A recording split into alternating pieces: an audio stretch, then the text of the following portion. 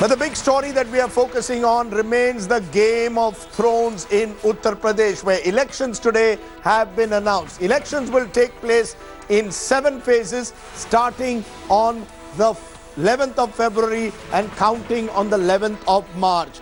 Here we are bringing you every day the opinion poll that has been conducted by Axis APM. Uttar Pradesh on the 4th of January, and tomorrow we will travel to 3 other battleground states. Punjab, we will go to Uttarakhand, and we will turn to Goa. And we will bring you the results of our pre-poll survey in these states. Remember, all 4 states will go to the polls between the 4th of February and the 8th of March.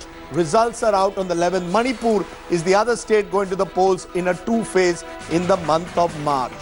But our focus today is squarely on Uttar Pradesh, because no state in the country matters as much politically. Why is UP important? It is, after all, India's most populous state. 80 MPs are there. The other reason is for the BJP in particular.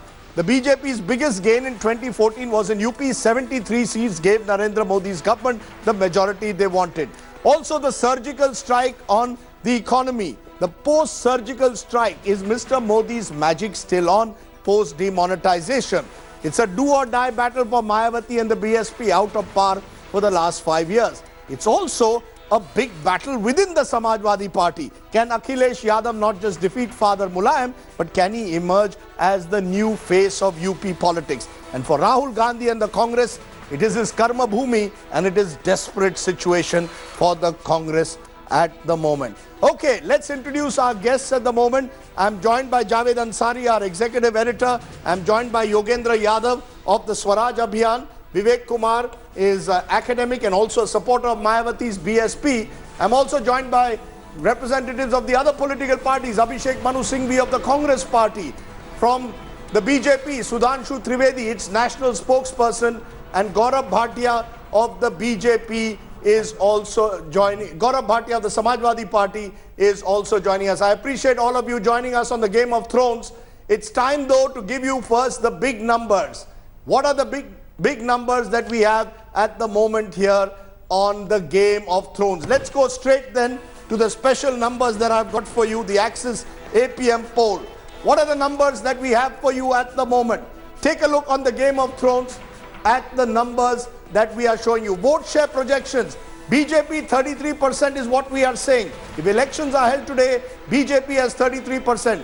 The BSP has 26% at the moment as per our poll. 7% gap. Samajwadi Party also 26%. The Congress well behind in this race, just 6% of the vote, not even in double digits as per our survey. Others are 9%. Take a look at all of them together. The BJP has a 7% edge. How is this all translating into seats? 403 seats on offer, and our big number that we are giving you is 206 to 216 for the BJP. The other big number that we are giving you at the moment, the BSP is 79 to 85. The Samajwadi Party, we are saying, is actually well behind, 92 to 97. The Congress is not even going into double digits as per our survey, just 5 to 9. Others are 7 to 11. So clearly the advantage with the BJP. That's the big numbers that we are giving you, 206 to 216. I want to get first reactions to those big numbers at the moment. My old friend Yogendra Yadav, I want you to wear your psephologist hat. Pre-poll surveys, not always as accurate as a post-poll, but would you say advantage BJP? Rajdeep, I saw another survey yesterday, equally credible I would say, which said that Samajwadi Party has a 3% advantage. I don't even look at the number of seats, as you know. It's just the vote percentages that I look at. This survey shows BJP with a 7% advantage. I was surprised yesterday when I saw Samajwadi with an advantage of 3%, and mentally I said, all right, it is the ruling party being over-reported. So I discounted for that, and I said after that they've had this Parivar Jung, so obviously these things would affect. When I look at this survey, I will have to discount for the fact that most such surveys have almost invariably overestimated the BJP in the last 10-15 years and almost invariably underestimated the BSP. So let's adjust for these things before we jump to conclusion. What I draw from both the surveys put together is the following. Number one, BJP is no longer out of the game as it was in 2012, but it is no longer in that commanding heights that it reached in 2014. Congress's efforts at bouncing back have not worked out at all. BSP is there but probably slipping. And Samajwadi Party, if this latest Parivar Jang has not damaged them too much, in case they fight as a single party, they are not still out of the race. These are the broad conclusions we can draw. Let's not get into the business of trying to see how many exact number of seats. Okay, while we are focusing on who will become the next Chief Minister of Uttar Pradesh, let me also give you a quick look at that dramatic story that's breaking on our ticker at the moment. Mahendra Singh Dhoni will no longer be India's captain even in one-dayers and in T20s. He will be available for selection but as a player. So clearly it is Virat Kohli now who will take over the Indian team in all three formats. Mahendra Singh Dhoni will not be the Indian captain any longer. So an era is ending in Indian cricket with Mahendra Singh Dhoni stepping down as Indian captain. That's the big breaking story that we are getting at the moment. Mahendra Singh Dhoni has quit as T20 and ODI captain of India. That's the story that's breaking at the moment. More details of that will come at 10 p.m. But let's focus once again on what we are at the moment tracking, which is the battle for Uttar Pradesh. Clearly, Mr. Dhoni has stepped down, but it appears at the moment at least that the BJP is not stepping down anywhere. In fact, it's going from strength to strength. Sudhanshu Trivedi of the BJP, if our numbers are right, you will be in power. You will be power in UP after 15 or 14 long years. Your vanvas, as the Prime Minister called it, will be finally over.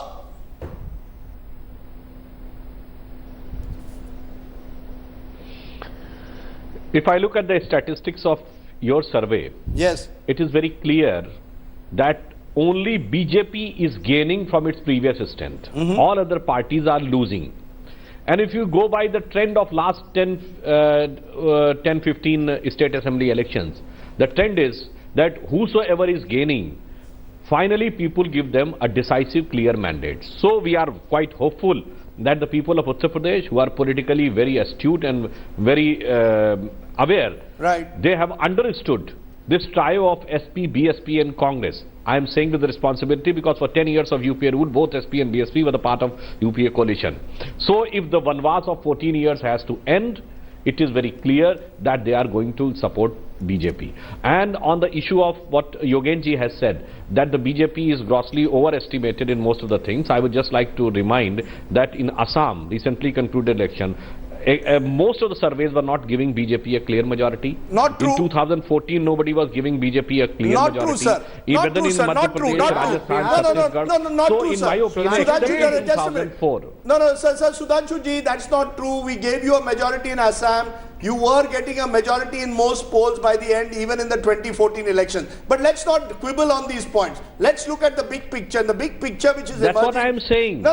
That's the not number true. Of in Rajasthan in 2013, who was giving us 80% seats? Sir, who was giving in Madhya Pradesh 3/4 seats? So I don't think that this is a generic statement. Can we stop quibbling about the past? Let's look at this election. So in my opinion... Sir, let us look at this election and let me give you the big numbers. Our viewers need to understand what is happening in Uttar Pradesh. Gaurav Bhatia, our poll at the moment is putting the Samajwadi Party down to 90 to 97. That's half of what you got last time. You had more than 200 seats. Would you concede today that the fragmentation in the opposition in particular is benefiting the BJP? The fact that there are such sharp division, there's an anti-BJP vote is splitting at the moment between Congress, between Samajwadi Party and BSP, advantage BJP.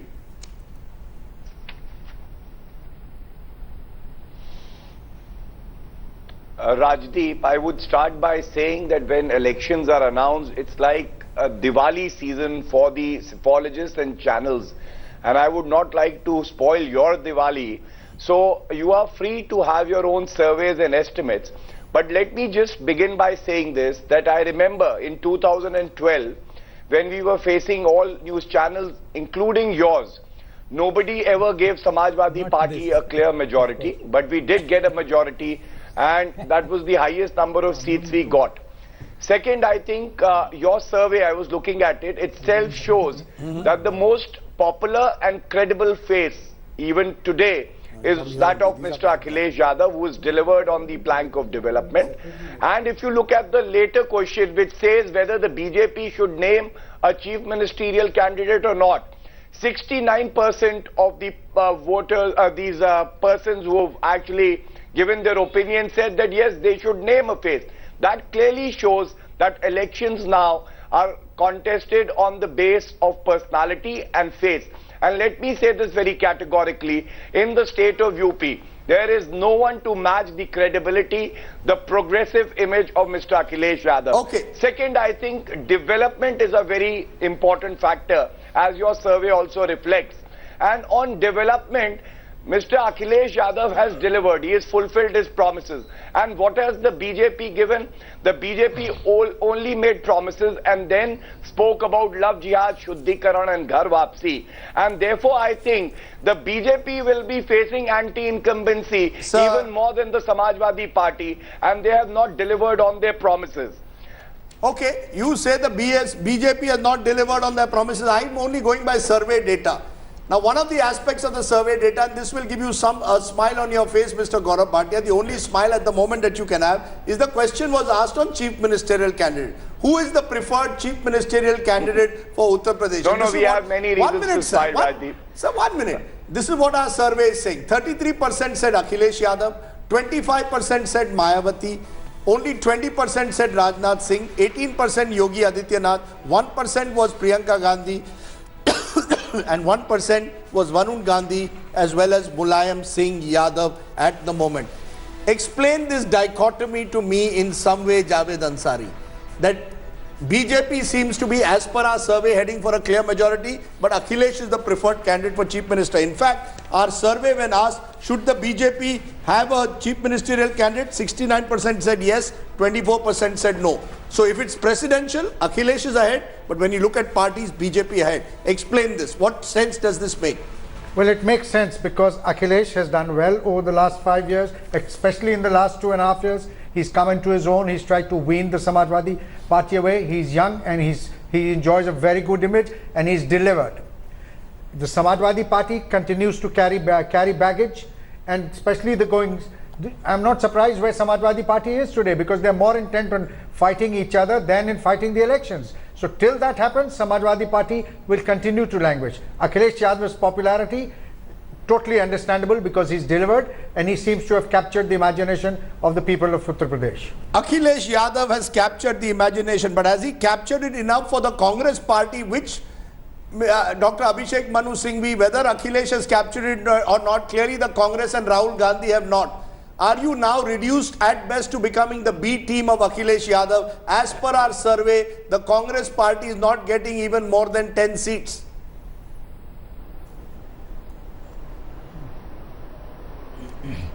Rajdeep, I want to be very precise and clear. In all such programs of opinion poll surveys, you have to start with the inherent disadvantage. You must assume all the figures to be correct. If these figures are correct indeed, then obviously the Congress is in bad shape. But remember, Rajdeep, number one, that you have a total sample size, I think a point being missed by everyone, of about 22,000. Yes. Now for a UP election, which is a mini Europe, it's more than Europe in fact in population, I think even as opinion polls or sample sizes go, 22,000 is a ridiculous figure, and I would grant you the Nobel Prize. It's a very high figure, sir. Sir, please do not mislead our voters. Secondly, we have our viewers. 22,000 is a very high sample, and in fact, we have gone to every constituency. I must defend our pollster, sir. He may be wrong. Nobody is saying that polls go 100% right, but 22,000 is a very large sample. I am not saying. 1 minute. 1 minute. Yes. No, Rajdeep. Once your pollster discloses 22,000, yes, it is not a reflection on him. I am just saying that a 22,000 poll cannot do justice because a poll number has to have proportion in relation to what you are polling. You are polling Uttar Pradesh, yes, which is the size of Europe. And for Europe, 22,000 cannot be a symptomatic sample by any means. I am not faulting your pollster. Sir, why don't you answer my question? Dr. Singhvi, I'm sorry. Why don't you answer my question? Our poll is showing the Congress at 6 to 9 seats. The one Let common me factor answer. in all polls in Let UP me- so far is the Congress is heading for a disaster. Exactly. You don't answer my question. Instead, you keep questioning the methodology of the poll. Well, as I said, with the problem with all such polls is you start with the advantage of saying you assume my figures to be correct, no comment is required. Obviously, the Congress is doing badly if your poll is correct. It doesn't require any analysis for that. But I'm telling you what the poll is missing out, why you are wrong.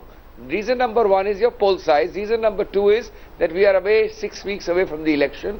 And reason number three is that you have certainly not captured the bad effects of demonetization.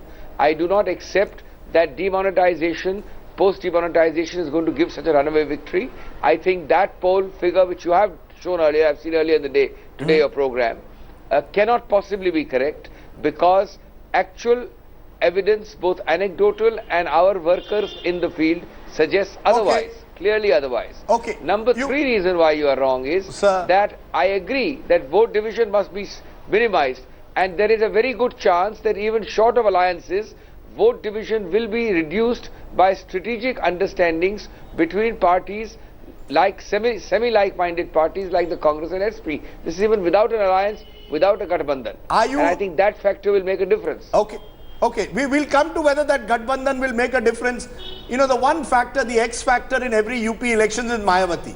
Polls traditionally underestimate her. And I just want to tell our viewers that Mayawati, when it comes to law and order, who is the best leader to handle law and order? 48% said Mayawati, 28% said Akhilesh, Rajnath Singh 23%, Mulayam Singh 1%. And among the Dalit voters in particular, she retains a core support of about 68% of the votes.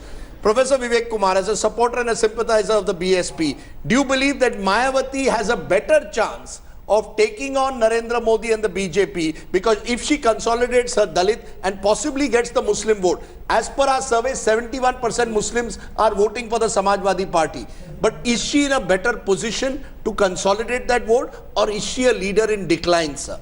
I think actually if you see the totality of the political party, as far as the chief ministerial candidate, there is no fight or there is no confusion. Then you see the candidates, 403 candidates in each constituency already declared.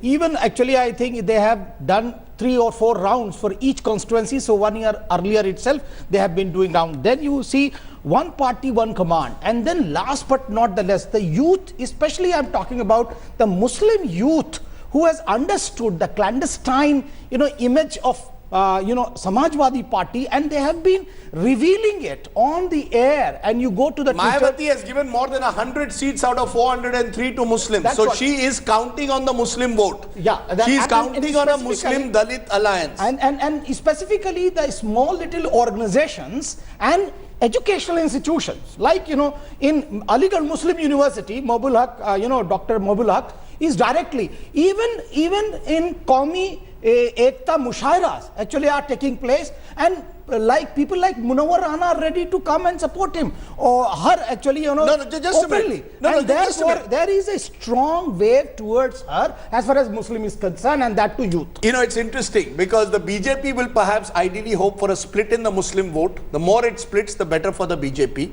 Mayawati is counting on Dalit Muslim some consolidation, and the Samajwadi Party also ironically is counting on a Yadav Muslim consolidation. Are we living in frozen mindsets, Yogendra Yadav, that UP works according to these caste and community straitjackets? Is UP also changing? Let me give you an interesting figure. We asked what is the biggest issue in the UP polls today, and this is what the voters have said.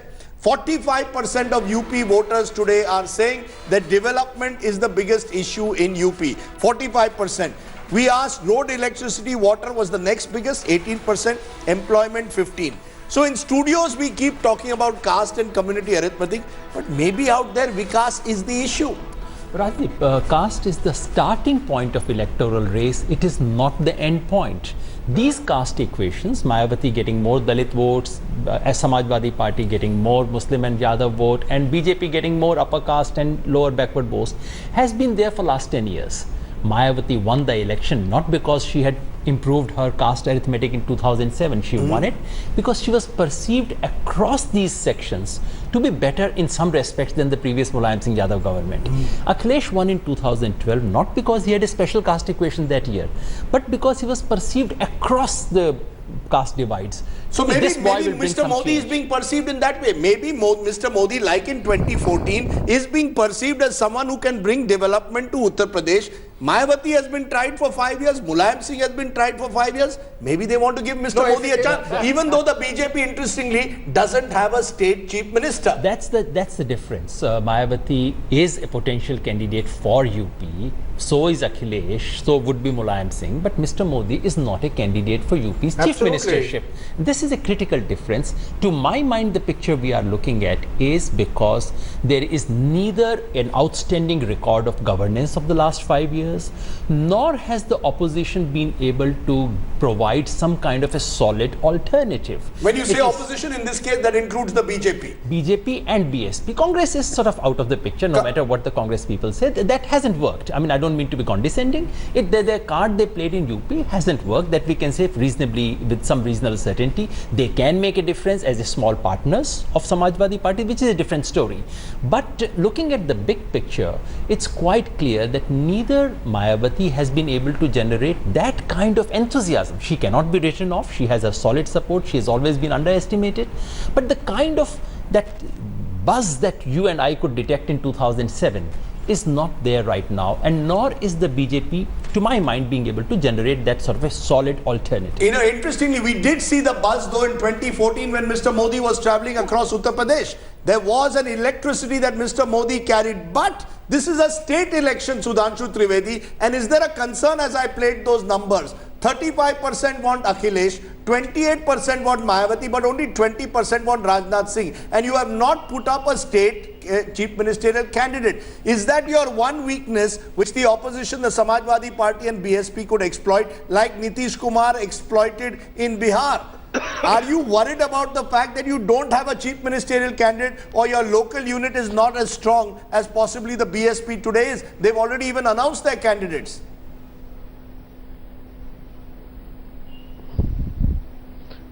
If you go by your survey, yes, if Mr. Rajnath Singh is having 20%, despite the fact since 15 years he is out of UP politics, it shows the credibility of BJP leadership which the people are having in Why don't you project Rajnath Singh then? Why don't you project Mr. Rajnath Singh? Why don't you project Mr. Rajnath Singh, or will you make the same mistake that you made in Bihar in going, in a sense, without a state chief ministerial candidate? Are you giving the opposition an opening there, sir?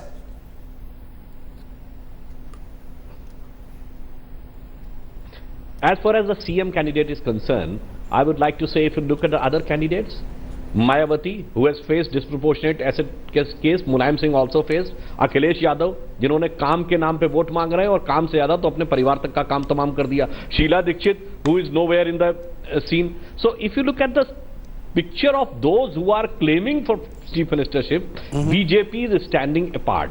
Second thing I would like to say, as your survey is saying, Vikas is the biggest issue. Means the youth is aspiring for development. So if the caste dynamic breaks, it is proven it always benefited BJP, as was in 2014 or it was in the decade of 90s. And again, I would like to say one more thing, that if caste, you look at the caste arithmetic, all other political parties are talking about one or two sections. Like Mayawati is saying now Dalit and Muslims, then the SP is saying MY. So only political party which is targeting and which is having the capability of taking all together is BJP. And one more thing, BJP was last in power in 2002.